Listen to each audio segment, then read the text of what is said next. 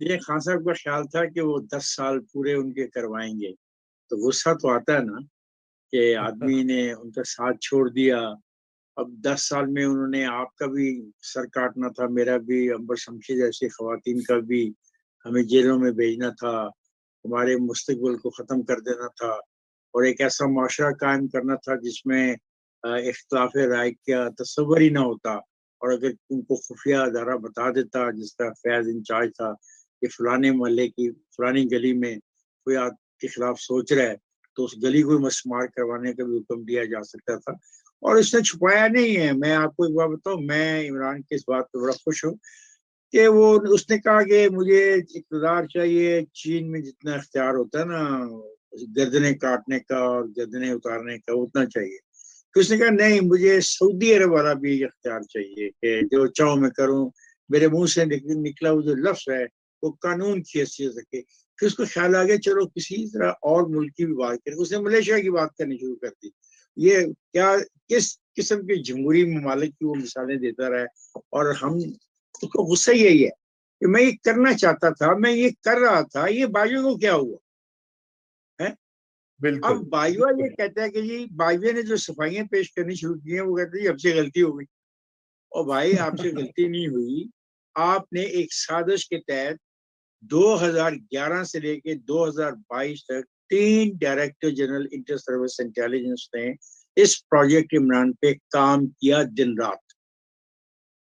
और बिल्कुल आपने अरबा रुपया लगा के इन लोगों को सपोर्ट दी, इस नाम से कि ये 5th जनरेशन वॉर पता नहीं बोलते थे कोई ऐसी, कि जी जी वो जी। हम अपने मुखालिफ हिंदुस्तान के खिलाफ इस्तेमाल करेंगे और उनके खिलाफ इस्तेमाल करेंगे। उसकी आड़ में वो पाकिस्तान के अवाम के खिलाफ इस्तेमाल हुई, पाकिस्तान के की सियासत के खिलाफ इस्तेमाल हुई, पाकिस्तान की जमहूरियत, पाकिस्तान की पार्लियामेंट के खिलाफ इस्तेमाल हुई।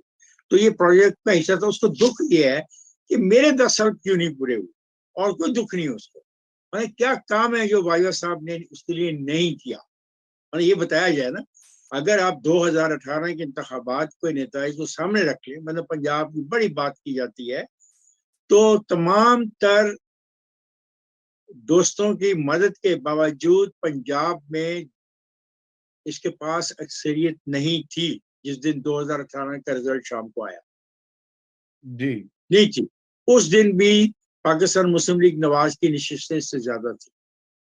ये तो जो 30-32 आजाद उम्मीदवार थे, उनको शामिल करके कहीं जाके इसकी हुकूमत की फॉर्मेशन होती है, जिसमें फिर काफ लीग भी इसको सपोर्ट करती है।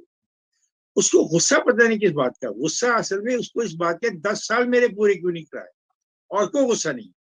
क्योंकि उसका ख्याल था कि इस 10 साल में ये घड़ियां वड़ियां वाला मामला खत्म हो जाएगा, लोग मर जाएंगे, भूल भाल जाएंगे, ये सारे काम हो जाएंगे, और मेरे पे कोई ऐसी बात होगी नहीं।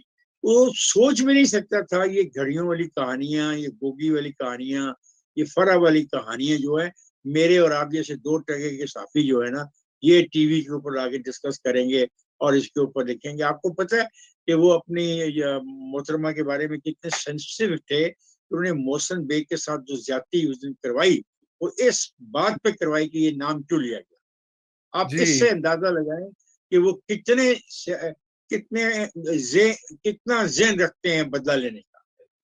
तो आपकी जी। जरूरत हो सकती थी कि आप इस किस्म की बातें करते, जो रोज आप बातें करते हैं कि ये घड़ी का जवाब दो, ये घड़ी चोर है।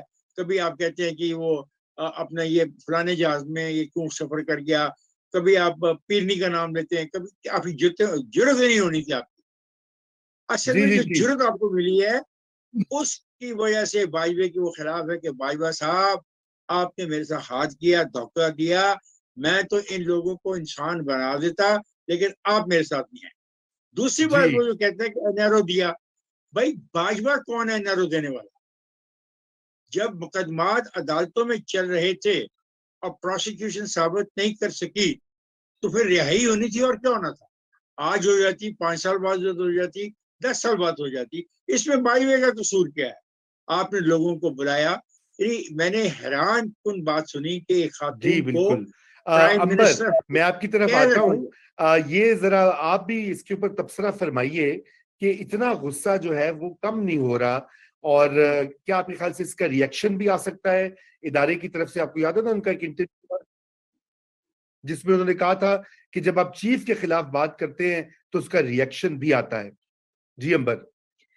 دیکھیے باجوہ صاحب اب ریٹائر ہو چکے ہیں، اور باجوہ صاحب کو عمران خان صاحب ان کے خود الفاظ ہیں کہ انہوں نے ان کی مدت ملازمت میں توسیع کی پیشکش بھی کی تھی، اور یہ ایسا نہیں ہے کہ اس وقت کی تھی جب سب نے ان کو دے دی تھی ایک امینڈمنٹ کے ذریعے، قانون کی سازی کے ذریعے، لیکن ابھی جب دی تھی، جب یہ چاہ رہے تھے کہ انتخابات جلدی ہوں، اپنا لانگ مارچ بھی بار بار کہہ رہے تھے، تاریخ پہ تاریخ اس کی بھی دے رہے تھے، جیسے آج اسمبلی تحلیل کرنے کی بھی تاریخ پہ تاریخ دے رہے ہیں، تو اس وقت بھی انہوں نے باجوہ صاحب کو ایکسٹینشن کی آفر کی تھی. اتنے برے تھے تو پھر اس وقت سے پہلے اتنی جمہوری کیسے تھے؟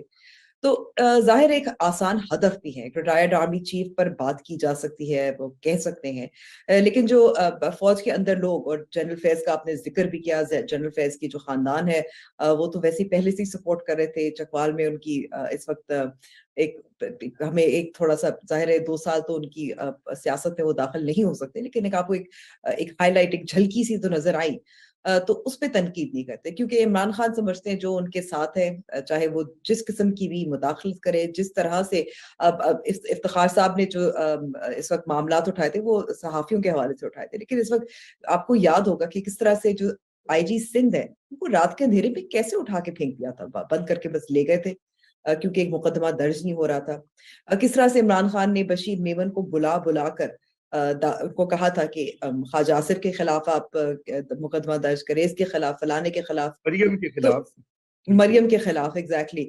تو میرے خیال میں کہ یہ اس وقت جو غصہ بھی ہے اور آسان ہدف بھی ہے، اور عمران خان کو کیونکہ ہم نے یہ پے در پے ہم نے دیکھا ہے کہ جو سازش تھی، جو بیرونی سازش تھی، وہ بھی معاملہ کس طرح سے اب ختم ہو گیا ہے، وہ بیانیہ بھی ختم ہو گیا ہے. ان امپورٹڈ حکومت جو کہتے ہیں اب اس کے کوئی معنی نہیں رہے. پھر اس کے علاوہ جو وہ چاہ رہے تھے کہ جلد انتخابات یعنی کہ اس سال ہو جائے، وہ بھی معاملہ ختم ہو گیا. تو ان کو اب 2 چیزیں اب مل گئی ہیں، ایک آسان ہدف، اور پھر ظاہر معیشت کا جو حال ہے وہ تو آسان ہی ہے، وہ تو سبھی اس وقت رو رہے ہیں اور چیخ رہے ہیں، وہ بھی ان کو مل چکا ہے. تو میں سمجھتی ہوں اس کی اور بھی پہلو ہیں، وہ یہ ہے کہ وہ اس میں تنقید کر سکتے ہیں، براہ راست تنقید کر سکتے ہیں. اس وقت وہ جو موجودہ آرمی چیف ہے ان سے تو یہی التجا کرتے ہیں، کبھی کہتے ہیں کہ آپ نیوٹرل ہو جائیں، کبھی کہتے ہیں آپ امر بالمعروف ہے اس کے اصولوں کے تحت ہمارے ساتھ ہو جائے. تو آئی تھنک ایک بیانیے کی سٹرگل ایک طرف سے آپ کو نظر بھی آ رہی ہے، and he is trying to fight targets, کیونکہ عمران خان صاحب کا جو سیاست ہے وہ دشمنوں کی بنیاد پر ہے، ہیٹ کی بنیاد پر ہے. وہ ایک ہدف ڈھونڈنا چاہتی ہے، تو وہ کہیں ڈھونڈ رہے ہیں، ان کو مل گیا.